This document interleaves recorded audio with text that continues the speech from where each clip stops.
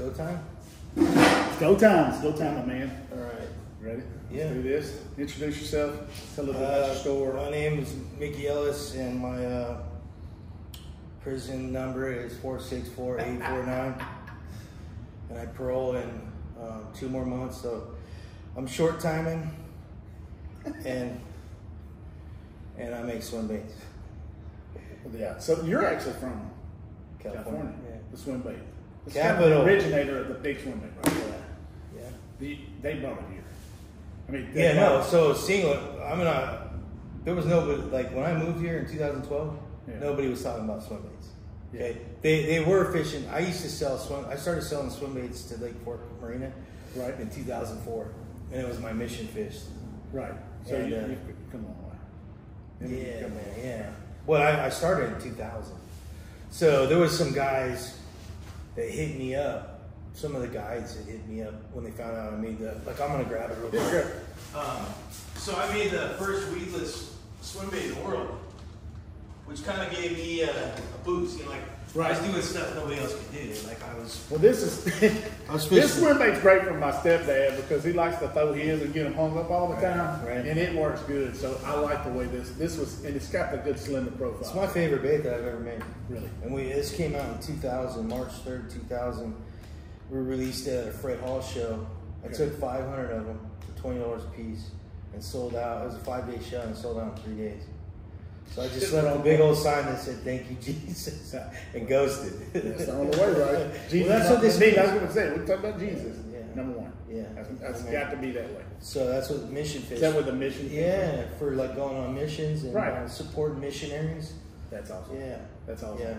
That's awesome. So, like, you see these baits. Yeah. Do a lot of people throw these around here, or these still get? No, they don't throw them around. They get shipped, shipped back to California. Well, so I run my business kind of weird. I hardly sell to any stores, and so I cruise. I'm not trying to make as many as I can or anything like that. I'm trying to make really, really nice stuff. Okay. And at the pace I do it, it's really fun. It's not burdensome. It's not like I don't ever have to compromise. Right. You know, I don't get behind the ball, and you can see I'm very successful. I have this shop. It's a beautiful I shop. have a big building next door. I have right. a beautiful house and kids and cars and trucks. And right. So, so when you make these, and the number one thing, they're made in America. Yes. And you design them, you tested them, and then you don't just throw it out there, because we were talking about another one another swim bait that's coming. Yeah. That we thought it was going to be a month. We were talking about it right around the corner. We thought it was right there, and you just wasn't happy with it. Right? Yeah, no, so you're not rushing it out. I can't. Some people rush it out. Yeah. Well, those are the guys that don't last. You know, they'll never last. And this is my 24th year full time. 24. That's awesome. Crazy, huh? Awesome. And so it's just not only this. This is the number one swim bait on Lake Fork. Oh, hands down. Hands down. And then my glide baits are number one. There's no other glide bait, no other swim bait that gets it like my baits do. And you hand make. And I mean, I that for some reason makes all the carrions come out of the woodwork when you say stuff like that. Right. But it's a fact. I can show you 10-pounder after 10-pounder after 10-pounder after 10-pounder. Yeah, on the most hit. Good ones last night on. Which one is this one? It's the 316 shad soft bait. Right. It's got. I like the slender profile of it, where like these, they're a little bit wider body. Right. A little bit wider body. That one is a little bit better in terms of like I like to skip, and that one is good for that. Where these don't tend to skip quite as So this, just so everybody knows, this is the only bait that swims true without any weight. Right. It's got no weight. Rising Sun? Yeah. And this merely has a block, and the block is to keep the lure from tearing up. Right. So the Rising Sun essentially will just about float without the hook. Yes, it will float without the hook. And it's the hook just enough gets it under. Right. So like sometimes for a really big fish, and remember that's all I'm after. I'm not after catching fish. I just right up my alley. Okay. Love them. And so all these things you see are like bites I was on. Like I figured out something I went and made a bait for. Right. Every single one of them. So this bait, it's called the Rising Sun. It so happens that the bite for that kicks off every Easter. And it's S-O-N, not S-U-N. Rising Sun, like Jesus. That's awesome. And every Easter. I never noticed that S-O-N part. So check that out. That's why you named it the Rising Sun. Yeah. Is that awesome? that is. And when you say baits, You got every color somebody can want. There is no. Well, it's 20 years. It's 20 years of like people hitting me up. Hey, can you do this? How long does it take to from? Let's just say hypothetically, how long did it take from design to actually you felt you had it right to get it right? And then I changed it after I did. Yeah. I made all the molds and everything, and then I had to go change it. Well, how long did it take you to get it? And like on average, it takes me anywhere from 2 to 7 years Of just tinkering. But I don't sit down and go full blast, you know. Right. So my problem is that I have to make money. Yeah. And when you're designing, you don't make money. You do. There's nothing there until it gets sold. And right. And then we got to go get packaging and. Well, it's like logging. You know, I log. Yeah. And we cut down trees. Yeah. We load them on trucks. Yeah. But until it crosses the scales, you don't get paid. Right. So it's the same way. All this other stuff until it goes through that check, you just don't get paid. Yeah, I'm not really interested in money. Right. I'm not like one of those guys that wants to make money. Right. I make money so that I can do what I want to do. I just like to make money to go fishing. Yeah, and as a matter of fact, I don't even touch any of the money in my business. I don't touch it. I don't look at the paper. I just make baits, man. Right. And if I'm behind, my wife gives me the stink eye, and I pick up the pace, you know. Well, you make rods too. No, I had rods made for me. Okay, so these are rods. These are my specs. They were made by Phoenix Rods. Okay. And so I had to spend like $40-something thousand to get my own line. Really? Yeah. So it's a lot more. 5 different rods. People think it's easy to go out and get. Well, these aren't made in China though. This isn't that Chinese stuff that everybody's buying, you know. And these are specific to Swimbait. Swimbait. This handles anything in my lineup of baits. Anything I make, I can hand you a rod for. Really? Yeah. So that's it's the perfect rod. See, and the thing with Swimbaits, they're heavy. Yeah. I mean, these are bulky. This heavy. You can't throw them on a regular bait, like a spinnerbait rod, or even a heavy. Some people throw them on a heavy jig rod, but the butt's too short. Yeah. You got to be able to tuck it. You got it. So any good swim rod, you're holding the reel, Right. And the butt will be right below your elbow, so you can go like this, Right. Right. So you can get the pendulum. Don't tear you because it'll wear you out. And then there's a lot of talk about parabolic and all that. There's a lot of like verbiage, you know. But so we're grab one of these rods. Yeah. So when you're picking a Swimbait rod. Yeah. Have you ever held one of those? No, I held a couple when I came in. So when you're picking one, yeah, you need to. It needs to be right there. Yeah. So it's got. This is the smallest one I make, by the way. So the rod's not as long as like if you grab another one. This is 7.3. Grab another one. That's my heaviest rod, straight back. Straight back. Right here. Okay. That thing will throw 1 pound easy. Don't worry about it. We'll fix it. Man. Okay.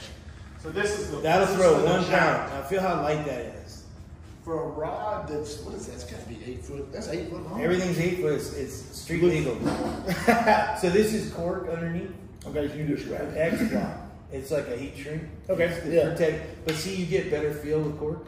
Right. Well, if it's foam, the density. Yes. That's why most people did corking back in the day. Corking, it's actually the better rod. Yeah. But people go to help with sensitivity with cheaper blanks. Right. They went with because sensitivity has a lot to do with lightness. Right. Because something is lighter. Right.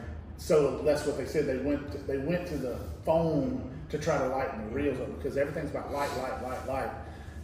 That's actually really light. Now feel where it lands on your elbow. Now grab that reel and feel underneath. See, you have a handful underneath your right. So see how you can grab that? I lob 11-ounce baits on it. So let me show you something. Like so when you're holding like this, right, and then you tuck it underneath here, right? Get it up in there. And then now you're comfy. Yeah, it don't wear you out because these jokers wear you out. Right, and if you notice the spiral wrap. Yeah, see, this is very cool. Yeah. Like, I've actually had a guy that I did on the water with, and he made me one with the spiral. And I'm gonna tell you what, it's the best one. It's so sensitive because you're not actually. It's the rod's laying directly on it, and when you set the hook. Because a lot of people don't realize when you bow with a hook, even let's just say that's the guides and it bows, that line rubs the rod. Yeah. Especially if you get a big one on there, and with bigger baits, it'll rub the rod. Right. And that's how you end up with little break off that you don't know about. Yeah. These are, I mean, all I do is throw swim baits. That's it. I don't fish anything else. And I dedicate my whole life to it. So I have my own rods. It's for me to go fish. Right. These baits are for me to go fish. If they pass my test, they're worthy to the public, and then I'll sell them.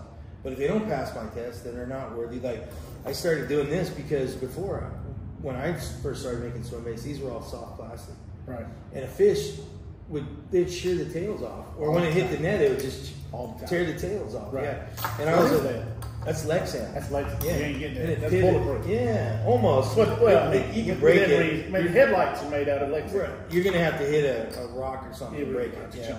And then there's no worries, you know. But and like I said, you know, yeah, that's. I love that. That's one that looks like you hadn't had. This has got the. So this one is in this is the first. This is in 5 pages of film stream. Like if you go back, it's called "Thou Shalt Catch a Big One." This is my testimony of how I got saved. Right. And it's in a book called Sow Belly. But the author of Sow Belly sold my story to the Film Stream, and they did 5 pages. Wow. Yeah. So this is the actual. This is the bait. Yeah, in that picture. Yeah. That's good. Yeah. And these all these baits are here are. My wife, I have a ton in my house. I actually have so many at my house I don't get them. Well, you finna put them in this. I'm gonna put them in my showroom over there. You finna put them in. You gonna make that a showroom? Yeah, the front's gonna be a showroom. Oh, yeah. For like business meetings and stuff. That's cool. Yeah, that's cool. It's fun, you know. It's kind of like you can finally grown up and you can do what you want to do. You know? That's awesome. But all that's my wife. So every time I make a batch of lures, I make something custom for my wife. Right. And it's just for these are all they're all signed and they're dated. How cool is that? Yeah. She deserves it though. She's the best. See, I'm on my anniversary trip. Yeah, this is my trip my wife gave me to, for our 5th year anniversary. Let me come fishing for 4 days. I've been over here. I caught some good ones last night. Yeah, last night. Man. So, but I'm gonna be honest. If I told you, I'd be telling you a lie if I said I only threw these. I like the Sow Dangerous. No. I like this one, but I tried them all. I tried the 6 Sense ones. I tried different stuff because I want to know what I like. That's your job. And that's what I like, and that's what I want to find out. What like some work better for certain situations, some don't. That's what's cool about all that. I mean, there's like a, I don't know, like the Storm. Yeah, the wild eye swim shed. Like in my world, those are doo-doo baits, right? Right. But they were. Well, they get smoked. Well, before let me tell you, they used to have the weight was a boot. Yeah. Okay, it was too much for what we in Louisiana we throw them around cypress trees. Okay.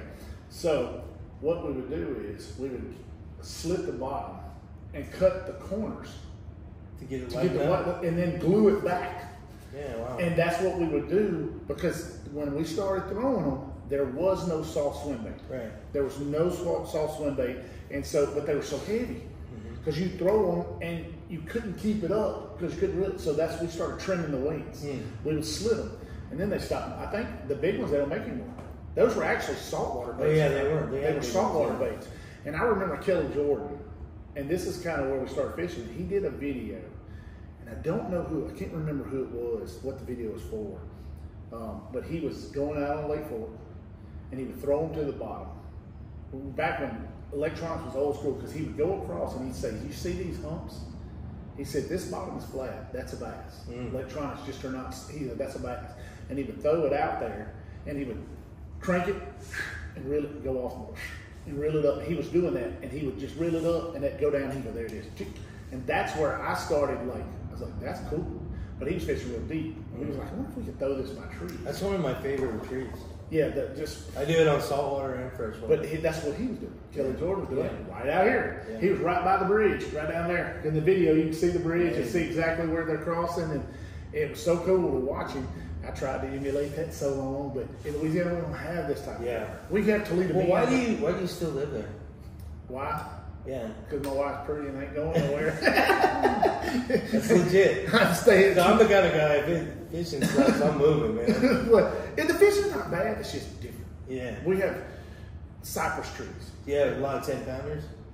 They have a place up there called Bussy Break that was on MLF. It's a small lake, and they're dishing out some giants. And we have Caney Lake. It was on MLF too. The MLF comes both of those, and that's our best too. But they're small. I mean, Caney's 5,000, Bussy's like 2,500, and you go to Fork and it's 13,000. I love Fork, and I love it. I tell my wife, and she don't believe me. I said, "You let me come one weekend a month here, I won't fish the other 3." Wow. I really love this place. Yeah. And I probably do it different than most people. I go night fishing. Yeah.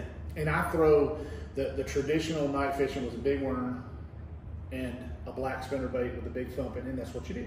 You cover the bank, You get to a dock, you fish the brush pile with a big worm. I totally eliminated that. I don't even care. If you find one on the boat, it's probably just laying around. I don't. I go to traditional daytime baits, and I think differently. Like I throw an A-rig at night, because the whole thing is displacing water. Yeah. The thump is pushing water, and so I went with A-rig, and I said, if something size of a bucket's coming through the water, you don't think he's picking that up? He's picking that up, and you go, these they're thumping just like a number 5 Colorado. But how many times do you hit a fish? You remember this, and I know you probably fish with them at night. Who hasn't fished with a black spinnerbait at nighttime? I haven't.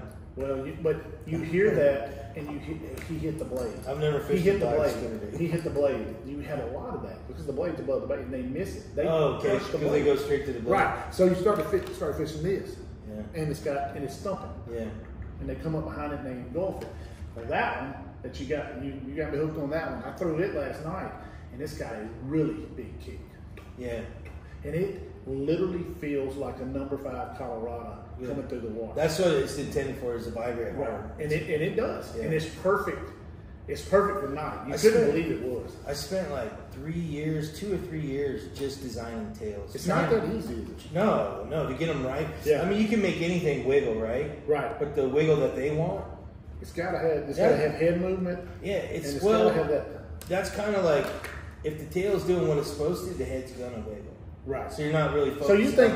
So I heard about this, and I said I like the Dangerous bait. Yeah. He talked about. He was so focused in his video, worrying about head movement, but the head movement you think comes from the tail. Well, listen. What does Zaldane do for a living? Fishes. He fishes. You know what I do for a living? You make. I make money at what I do. Right. Like he makes money at what he does. Right. So his perspective or his perception of what he thinks is one thing. Reality he's not actually testing the baits, building the bait. He's telling somebody they bring him one, he doesn't. That's what I'm saying. Regardless, it doesn't matter. He's not actually got his. To do what I do, you have to devote your entire life. You literally have to get consumed. You could build world-class lures. So if you want to pan up here on the wall. Yeah, well, I probably added it. Okay. Well, if you want to look on the wall right here, it's a 21-pound, 11-ounce bass. Oh my gosh. Yeah, that's Dottie. That's Dottie? That's on my first bait I ever invented right here. Okay. The mission fish. Oh, is that hanging out around? Yeah. How about that? Yeah. Dottie was then. Yeah. God, man. Dottie. So I mean, and then the week before that is Clear Lake? No, it's Dixon. Huh? Dixon. Okay, because there was 3 or 4 of them in one area. There's Castaic, Casitas, and Dixon. I always knew what I called it, Cassie Top. I didn't know what it was called. That's all right. You're from California, so it's Casitas. I grew up in Mission Viejo, and it's spelled Viejo. Well, gosh, look at all our Louisiana stuff. Yeah, I know. Look at our Louisiana stuff, and we got no room to talk. Yeah, the Louisianans, man, they start talking, you just stare at them for a second, and go. It's just you kind of nod, like, because you didn't really know what they said. Yeah. I don't know what half the people say when they talk. You're like, now that's down south a little bit. I'm in North Louisiana. Yeah. So you're not as bad. So I want to get to that. This is a cool bait. Let's go. I was telling last time. All right, so it's a little bit shorter. This is, and I'll tell you, we can sit here and talk about Swimbaits all day. All right, so whereas it's a thinner profile. Yeah. It's a thinner profile. It's almost triangle shaped, essentially. Right. But that tail. Yeah. But I want to ask you something. I seen it last night. What is this for? It's just a cosmetic. Is it just cosmetic? Yeah. It's okay. Just so, cosmetic. And you do things differently. Yeah. And I see this. This is kind of your trademark.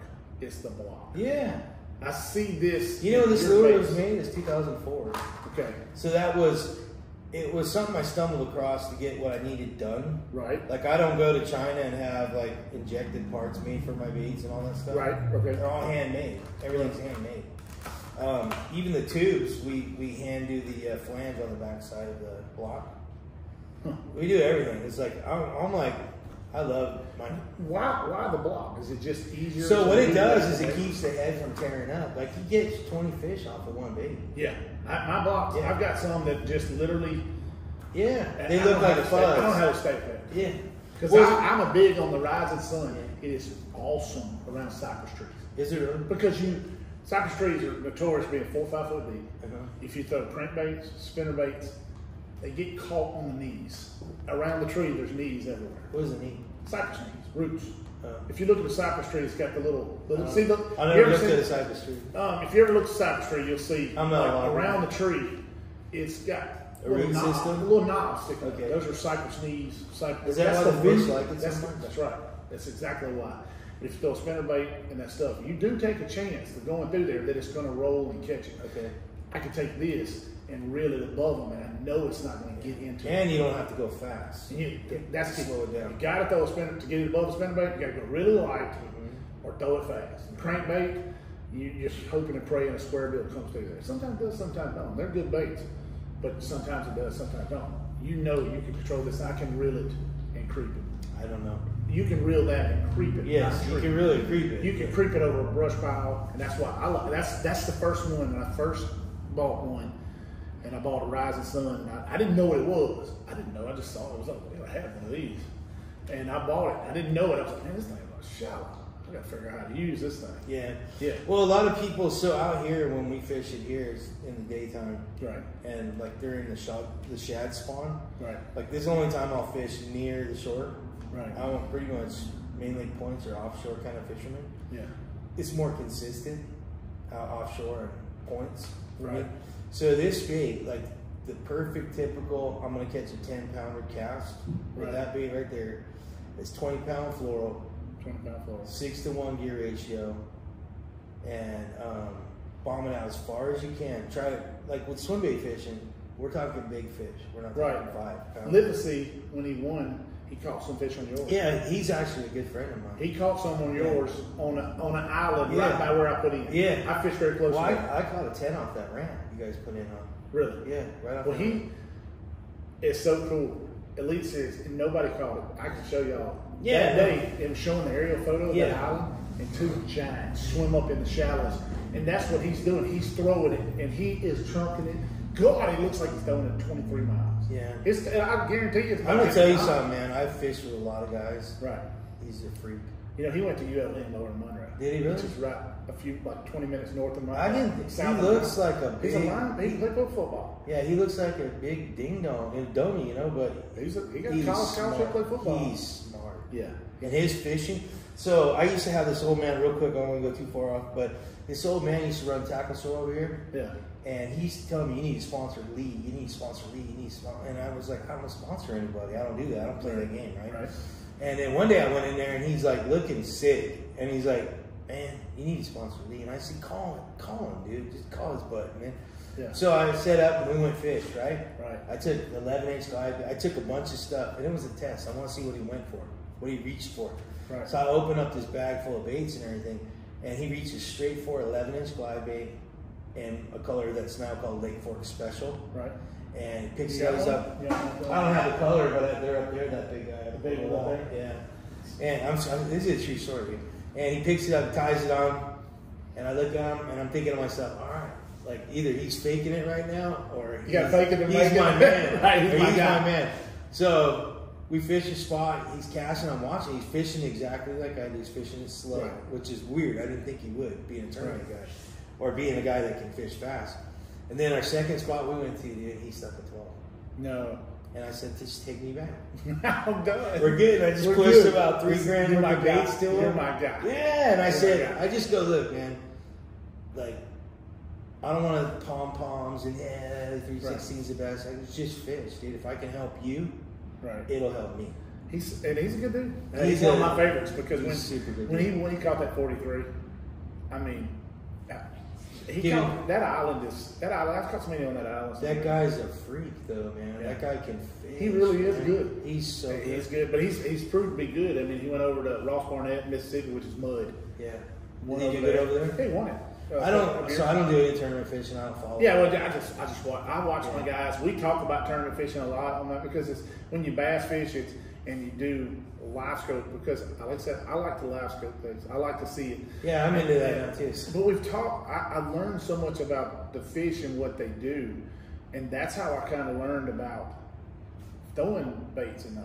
The very first time I ever saw it, the lake was 7 or 8, 9 foot low, 3 years ago, and I pulled up there to a dock. I mean, I went through all my spots, spinning baits weren't, and I was like, I catch nothing. I get a bite. And I was coming back, and I looked on the horizon, and I got a video, I'm gonna tag it in this video. And I seen the green light, and I said, God, it's the only one's in the water. And here's the thing, the wind was coming, I guess, it was out the south. Was it getting windy at night? Not bad, not as bad. But it was bad that night. It was 30, I mean, it was 30 mile an hour. And it was coming straight to this dock. I set my spot lock and walked to the back of the boat, and I aimed my live foot under the dock. And I was sitting there, and I got close to it, and I said, and there was wolf packs. I'm talking about, I caught 50 fish over 5 pounds off one dock. That's crazy. And it's the first time I ever seen a fish do this. He backed, I watched him get, like here's the post. He pulled out in front of the post, like call this the bass. And I watched him do just like this and hide on the post. I said, what is he doing? I looked at it, I was like, what is he doing? And about the time the wind come by, he went, and I said, he's hiding. He's literally hiding on a post as a post. He's going straight up and down. And I sat there and I fished a few more minutes, I caught something, and I seen one of them do it like this. I said, he's going to eat. And at that time, all I find in my boat was a mag trap, which is the absolute worst for skipping because the hook flips around. It doesn't, the hook is not a good deal there. That magnet crap does not work. It just does not work. I mean, unless you got a rare earth magnet in there, and you might not get it down anyway, but I throwed it by him and he went and ate him, and I caught an 8-pounder that night, and I said, this is it. Does mag dress have actual? They have magnets. They have magnets. Why I call them magnets? All of them do. Mag dress. Why I call them magnets? It's supposed to catch.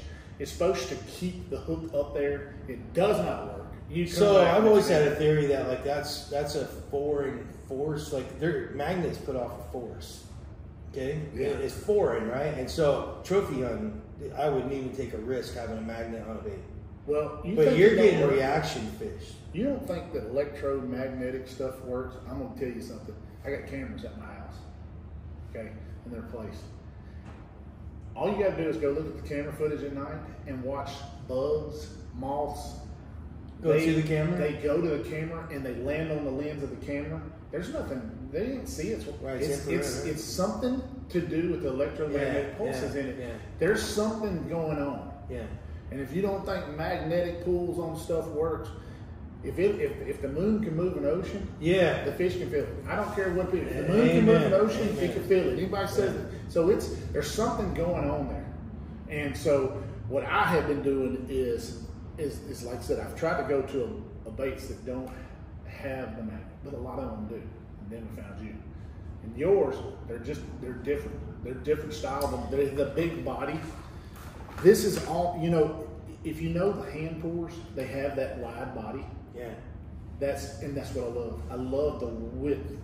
That's well, how you get that's what big fish the wide body is literally, so this bait, its shape makes it run true. Right.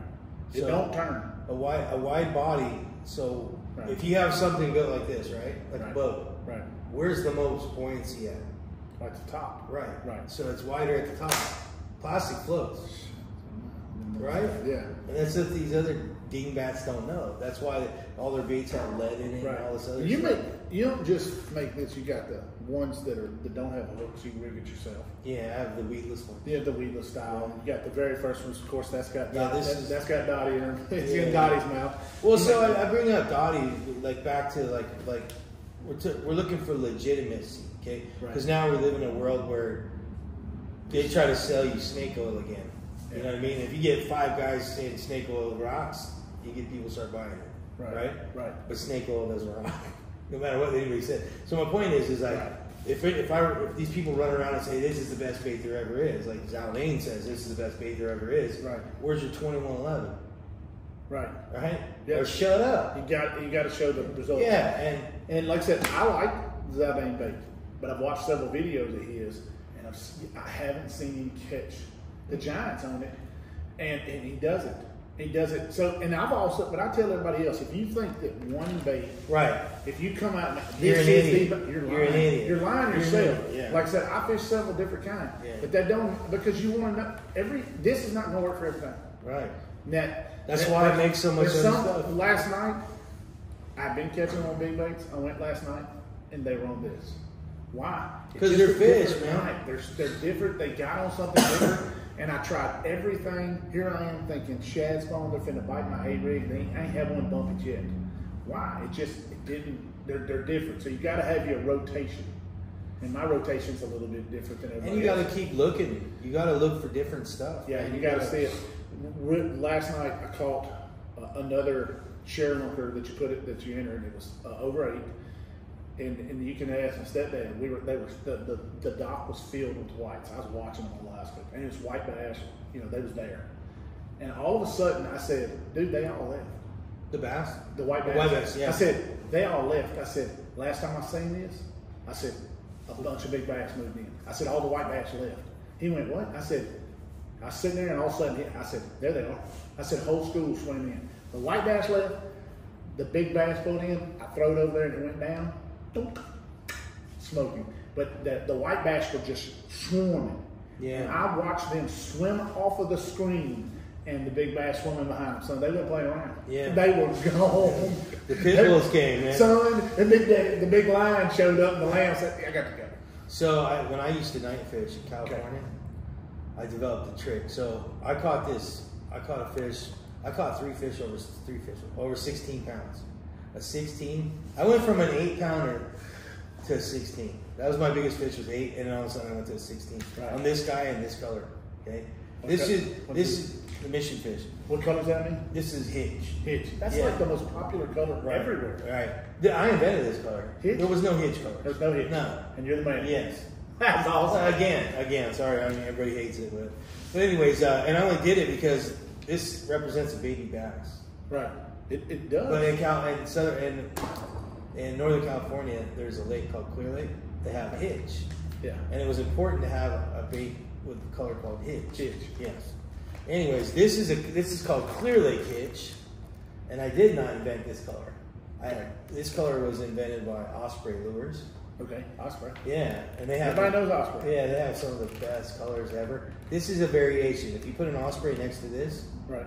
it's not the same color. I refuse to copy anything. Okay. But I will come skin close. Yeah. Right. Keeping up with your color forming rate. Right. I mean, that's one of my favorite things. No. Keeping up with your. I mean, look at this. So my like Wow. you pan around over there. It's like, but my wife does all the soft baits. Does she? Yeah. I taught her how to pour, and I did all the formulas. She did. No, so we had, before our shop, we were living in Forney, our shop was in Dallas, and we had we had helpers, right? So we typically hire Asian women, because my wife's Asian, and they work with her. So they'll be there at work all day, and she gets off work, she'll go over there, she's an accountant. She'll get off at work and go, while traffic dies down, work for 4 hours with them, Right. and pour baits. So anyways, I hadn't had to pour baits in years, right? Because I'm just making hard baits. So now we moved here, and that went away. So now I have to help her pour. God, you gotta go back to work now. And then she's waiting for me. Like when my job comes up, she's Right. like, "Come on, dude!" Like I'm I'm slower than her. So that's really bad, right? Wow. But yeah. So and then by her focusing on soft baits, that lets me completely focus on the hard baits. And there's never been a hard bait in my company I didn't do. Like every single one I do from the. These have got to be hard to design. Nah, it's like when you look. If you knew the kind of fish I caught on this and the kind of fish this bait costs or catches, there's no limit to how far you'll go to make it. Why don't this style bait work like people, or is it just because people went to glides around here, you don't see this kind of? Yeah, no, so unfortunately, There's some gizzard shad out there, son, that, and white bass. I mean, you know the bass eat crappie and white bass. Yeah, but I don't think they'll pass that up for like. So here's what I was going to tell you. So my night fishing experience, I caught this huge fish, and when I got him in the boat, I had to set him down and get my camera and everything. Right. When I turned around, there was this ball of white stuff on just almost a perfect ball, and I was like, "What is that?" And I started flicking it, and I was like, "Wow!" And I shined a light on it. It was a little bluegill like this big, Right. A whole ball of it. Okay. Like he barfed right there, and it was all like this big of a ball of bluegill. And it's from that time on. So I went to Lowe's. If you go to Lowe's, they sell a vinyl tubing. You look at the top; they got vinyl tubing in rolls. Right. They sell one like this big, All right? right. Or a little bit smaller. If you take a lighter or a torch, when you heat up the edge, it'll roll back, right? And it leaves a soft edge.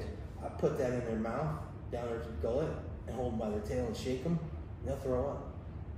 And it ends the guessing game. So when you set a color, you're setting a real color. Well, what I'm saying also too is what are they eating? What are they eating? What are they eating? Yeah. Right. Are they eating? Yes, what if those are all? Last night I had that one, the big one. He come up and he was throwing, like I call him this one, and he had it in his mouth and he's throwing and doing like this. And I told my stepdad, I said, look at all the shad flying. I said, if he'd stop throwing these up, I'd have me another chair lunker.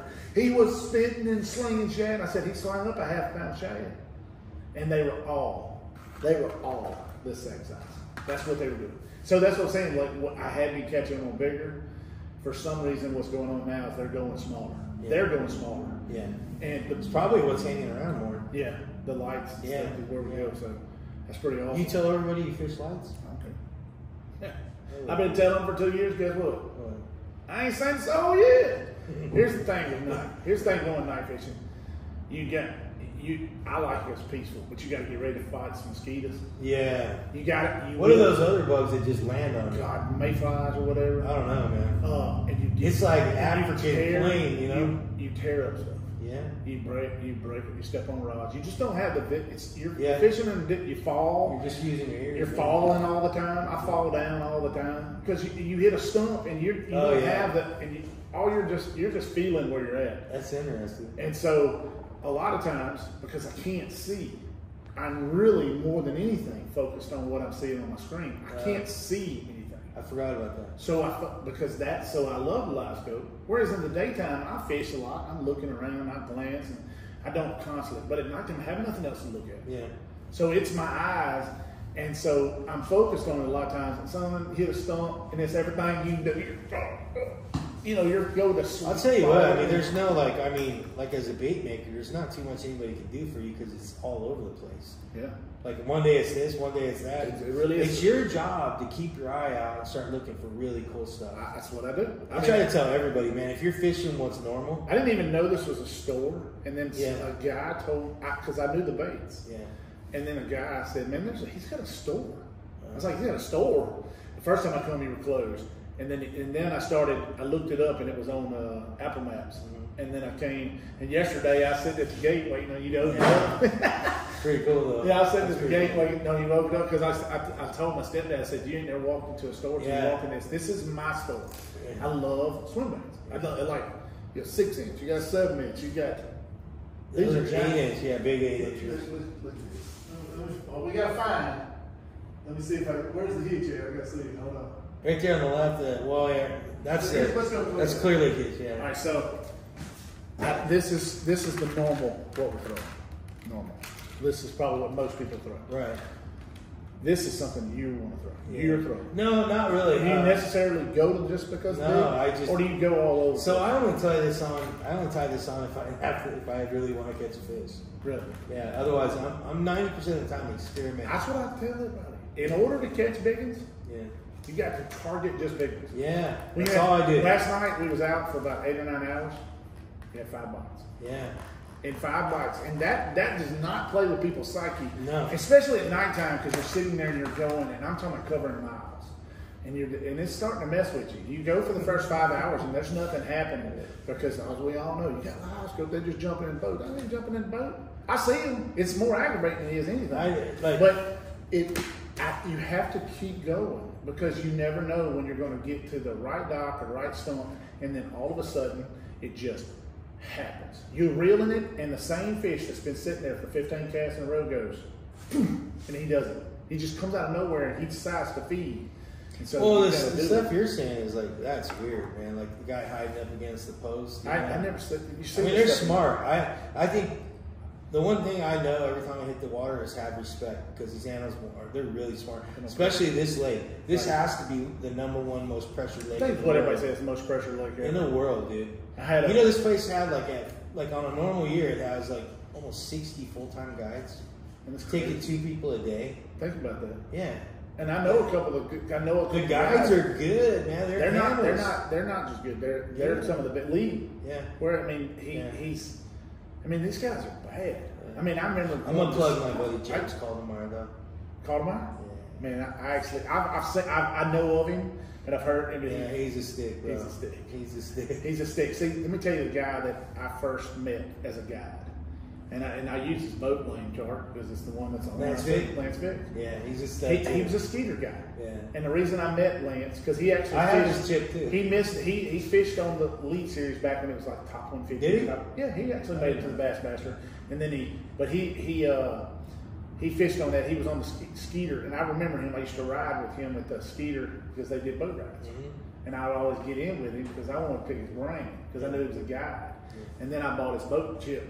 And it's legit too. It's legit. Let me tell you, like I'm horrified of that lake, bro. My stepdad rides with me, and we're riding at night. Yeah, you cannot see. I know. I don't know how to do that. He says, "Why are you shining spot?" I said, "Let me tell you something. It ain't gonna do nothing to scare you." Yeah. There's black lines. I turn them black. Right? Do you? See. And I run it, and I'm literally focused like this. Yeah. And I am focused. That's I'm what trying I to do. I'm trying to keep my. There's a boat icon and the little line. Is he a hummingbird? No, it's Garmin. Okay. So I'm keeping my line, and I am working, and I'm telling you, I'm on that line, and I'll say to him, and you'll see the crossbone deal, and I say, huge stump right there, and he's like, and I said, huge stump right there. He's like, what? I was like, if I look up, I'm going to hit him. I gotta focus. Yeah. And so you run these black lines, and I said, I do that in the daytime, dude.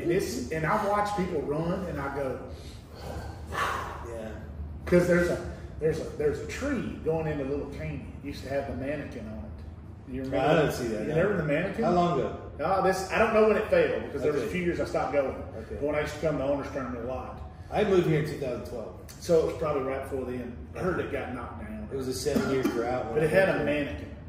There was a mannequin on a tree going into Little Canyon. Yeah. The tree got knocked over. I think the stump's still there. Son, I've watched so many people. They, Oh my God. I've seen a lot of crazy stuff. yeah, and there's some giants, and those little icons all over. I said, he spent way too much time running this. Dude, I'm telling you, man, that's the best. I mean, I wouldn't even mess with Lance Figs.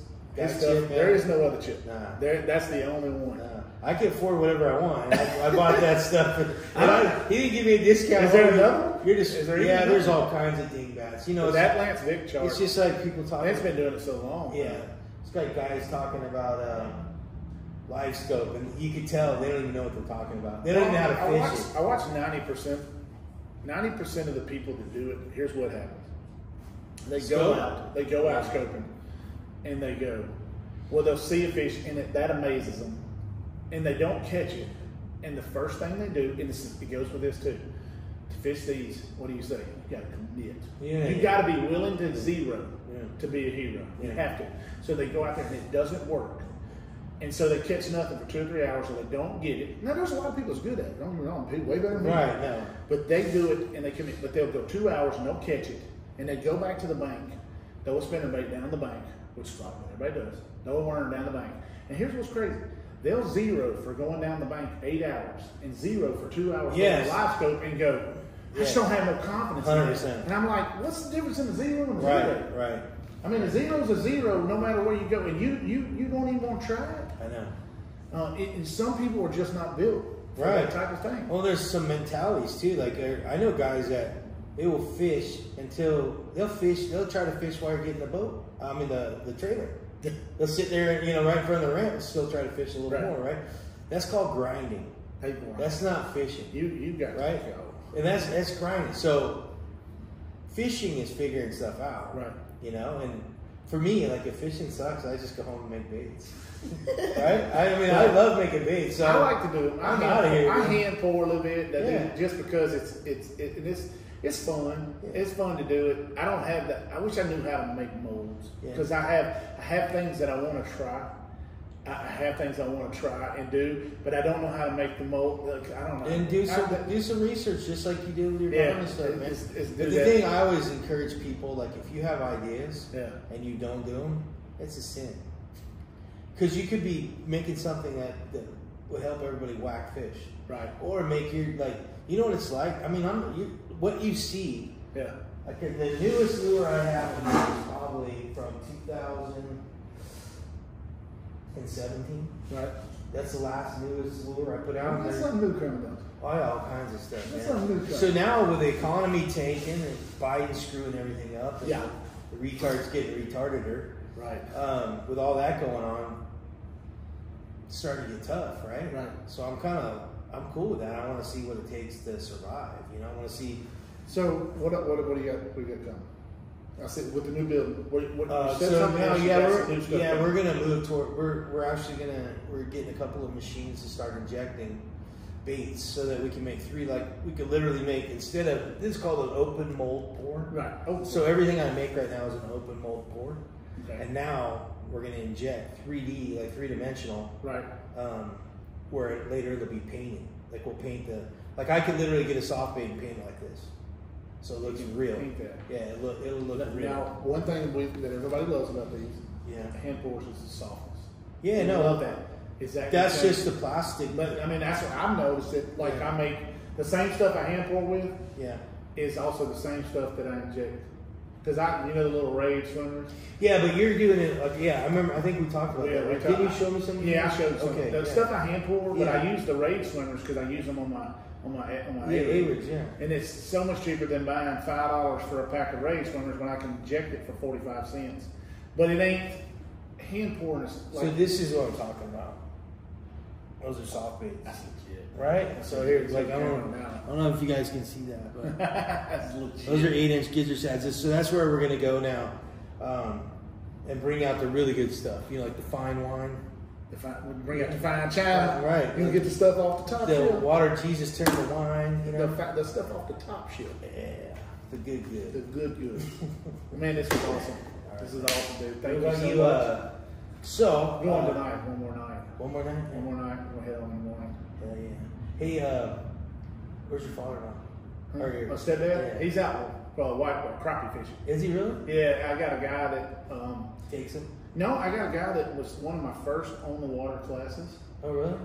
Funny story. We got out there and he was like, "I hate this 34. Do you want it?" And I was like, "Huh?" He's like, "Yeah, you have it. Just don't sell it." And I was like, "Okay." And so I got a 34 before anybody else really got him. That's how I got it. Me and him been friends ever since. And he come up and stayed with us this week. And he's like, and he's a big crappie guy. He's not a bass guy. Yeah. And that's what he said. He's like, God, everybody look at me. He said, I've never seen so many people in my life. I said, this is not really that many people. You ought to come during the spawn when you can walk 7 boats down and fish with that fish down there. I said, it gets crazy. And he said, my stepdad, he likes to catch fish. Yeah. He's not me with the big fish bait because he starts with the big ones. By the end of the night, he's chunking the black spinner bait because he's caught it or he's stolen something. That's just how he is. That's okay. Some people like that kind of stuff. Let me ask you something. When you're scoping at night, right? How does the other guy fish? What we do is I scope and I find him, and he's not good at skipping. Okay. He fishes the perimeter. Okay. And I fish. If they're under a dock, I'll skip it 40 feet back in front of him. So he fishes his thing, and he fishes mine. He's the perfect fish partner. That's cool. Because some people, scoping is a one-person game. It is. I think so. It's an absolute one person. It's impossible to let the guy, unless you got somebody standing on the front. Even then, you got to alternate casts. So what I do is I do my thing. Yeah. He fishes his thing, and he throws around the surface, like the ones that are sharking. Like we call the juveniles, the 2 or 3 pounders. Yeah. He likes to fish for those. Okay. That's his thing. Okay. He sits up there and fishes for those. Me, I just start looking for the big one, and I'm making these funky casts, and he's laughing at me because I'm over there. And I was like, oh, that's another one. I'm lost. It's done skipped up under the dock, hung up. And he sits over there laughing at me all night, makes funny jokes. He's 54, let's say 53 years old. Yeah. He's still the same kid I'm with. Let me ask you a question, okay? Like you've been doing Livescope. I've been doing Livescope for probably 6 months now. Okay. And I've only swimbait fished like 3 times this year. Right. And I've dedicated like most of this year to learning Livescope. Right. And I want to tell you my setup. Yes, sir. And I want to tell you your thought. I want to hear your thoughts. Okay. Yeah. So I'm running a 15 helix on my dash. Okay, that's Hummingbird. Yeah, Hummingbird. And I'm running a 12 helix on my front. Okay. And a 12 Garmin on my front. Echo map or the GPS? Echo map. Echo map? Yeah. Okay. You run 126? Yes. Yeah. And I'm running the 34. 34. What I did is I bought the Mega Mega Live? I bought the Target lock. Okay, yeah. With a Mega Live. Right. And I bought 360. And I mounted my Garmin to the Target lock. And it sits right next to it. Okay. So they're side by side like this. Right. And hold on, listen to. So I know a lot of guys that actually fish, they want like it really fish hard, the Garmin, they put it on the trolling motor. Right. And I can't do that. I can't hold in the wind and run my Garmin. Hold on, I'm listening. So when I approached anything, I got my 360 on. Right. I got 12 inches of it right there, blown up to the first 2 rings, so I see everything real clear. Right. That's my radar. Right. When I see something, I turn to it with my foot on my target lock. Okay. Now my benefits are, if it moves, I'm going to see it over here, or I know it's gone away, and I start. My target lock has a button that sweeps. Right. Constantly just sweeps. Okay. Has another button where it pairs with my trolling motor, so whatever my trolling motor does. That's cool. So you can actually do it. It's almost like having it on a trolling motor. Right, and I haven't used that feature. And it also has a target lock where if you are on a brush pile, no matter what happens, it stays there. Right. So I agree with everybody saying that you have to like put it on your trolling motor so you're more functional. Hold on. Because I'm going to ask, because you're going to explain after that, because I know you don't do that. But like the pros, right? Like they come in here, and I talk to all the guys. They come and buy baits and everything, and basically put it on your trolling motor because you're faster and more agile. Bass move fast, all that. Right. So, but I'm saying no with me because I have the 360, and that gives me the big perimeter. Right. And then I keep track of everything with that, and then I snipe them with my scope. You're true. Yeah. With material in my scope. That's what I do. Okay. I'm a turret guy. Okay. So what do you think? Do you have 360? No, see what I use is I got a Livescope. I actually have one on my trolling motor. What? A Livescope. And then I have one on my live foot, which is a turret. Okay. And most so you run 2 screens? No, I just run 2 units. How do you run 2 units? Oh, you can switch on Switch back and forth on the screen. Can you really? I use a 1243 at my console. Uh-huh. I don't side image that much. Yeah. I just don't. Yeah. I don't do it. I mean, a lot of people like it. It's cool. It's because you know where you're going. A lot of people look at it, and it's really cool. It's cool to find stuff. But I'm being honest, I've had one since Alton Jones won a classic. I think Lake back in the day. And I bought one because he was a skeeter guy, and he showed me. And it's amazing. I cannot tell you. And some people are great with it. I can't tell you where it's actually caught me that many more fish. Okay. It never did. It just showed me what was cool down there. And all I ended up doing is riding around looking at it. And then I put my one on my trolling motor. A lot of times I put it in perspective, which is 135 degrees. I'm using it like you use the 360, okay, but it's live. Okay. So I'll come up to a dock like at night. Interesting, man. And I'm looking at the dock. I look at the whole dock. All you see is the post, and I look at the dock, and you'll see the fish swimming. And they move constantly. They're this post over this post. They go out to that brush. They just move around. They never stay under the dock. They'll go to the brush pile that's off of there. And I just use it. And when I see it, the way that mine are done, they're calibrated, so it shows me where my forward mode is. And so it's actually got a little beam on there. And then I see the fish over here at the brush pile, and then I'll just hit the button, turn my live foot, which is a turret. And a lot of times if it's windy, like sometimes it gets kind of windy, and I just hit spot lock. And then I use the turret or the live foot to fine tune it. To fine tune it. Yeah. And so I don't worry about it. I get off the trolling motor and I just got my foot on the live foot, and then I'm working. So how are you getting the 2 units? How are you getting the 2 scopes? You plug 2 of them up into the back. You can go 2 different. I use the MBT Marine on the front. Oh, do you really? What size? 16. Damn, dude. I like it. I got 2 units. How much do you pay for that? I just, it was pretty. Were you sponsored or something? I wish I was sponsored by it, but it's a pretty good piece.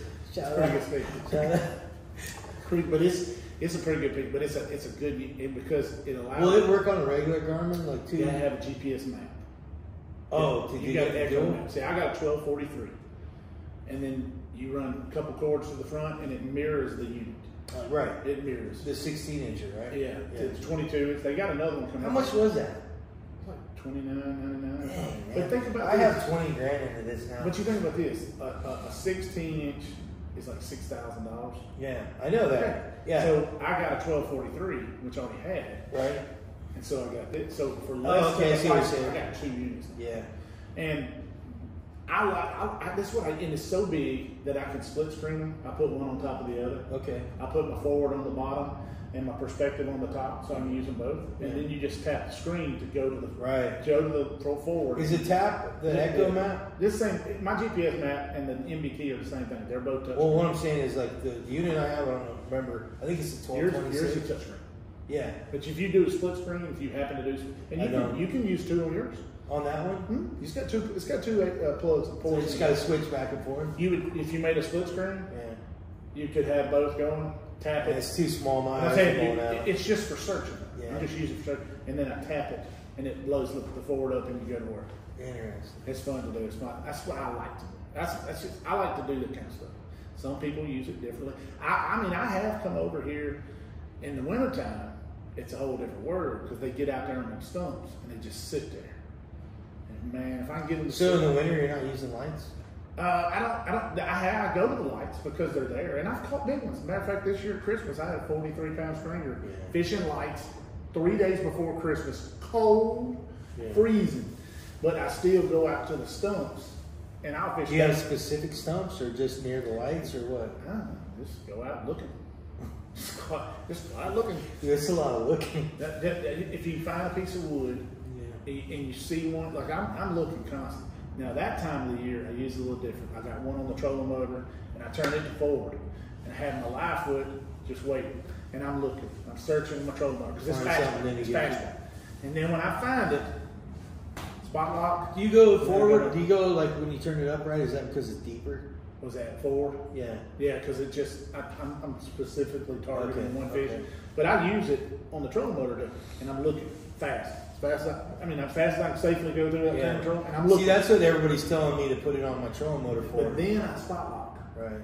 Because what's the point of having spot lock if you're not using it? No, I know. So when I spot lock, then I switch it to my live foot, and I know where he's at. So the live trolling motor's doing his thing, and then I take the live foot, and then I know where he's at, and then I use the bait. In the wintertime, I get off of the swim baits as much, and it's pretty much 100. It's either jerk bait or straight. Are you good with the jerk bait? I like the Berkeley Craig. It's pretty cool. The Craig backs up. That's the coolest thing. Oh, that's a new one, right? If you can get them to come chase it, and you stop it. Most jerk baits do this. Yeah, they back up and away. You know, the Craig, you jerk it, and if you throw slack, it backs up and goes down to them. Yeah, it seems like you get them to chase it. Yeah, they're coming up behind it, and you kill it and throw it back. They'll literally open their mouth and they'll let it go. I have watched them come up behind it and kill it, and watch one live stream. And I go, did he just open his mouth? And you go, oh God, he just opened his mouth and it swam right into his mouth. Yeah, Berkeley came out with some really cool stuff. That's pretty nifty. Yeah, that's pretty. The Craig's pretty nifty. Yeah. Brother, man, I'm gonna go get me a nap. That was so much. This is awesome, dude. I got to pan around the store and check this out. Go for it. Let's show them some real baits, man. That's a real bait. Look at that. That's a real bait. Look at that. Look at that. That's the size of my arm. That's the little ones, man. Look at that. Look at that. That is awesome. Go online and look at, or go on YouTube when you're not looking at the Garmin Guru. Go look at the 316 page, and we got a lot of videos on our baits. These are awesome. So I love them. I got a box full of these things.